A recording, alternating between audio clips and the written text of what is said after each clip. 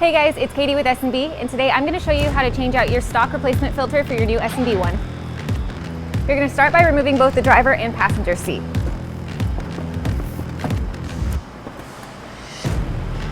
Twist all the quarter turn knobs so you can remove the top part of the panel.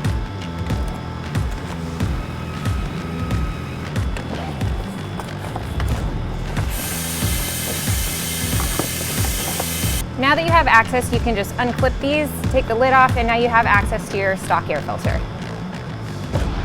Now you can remove the stock air filter. And when installing the S&B, we like to add a little bit of grease to the inside for a better seal.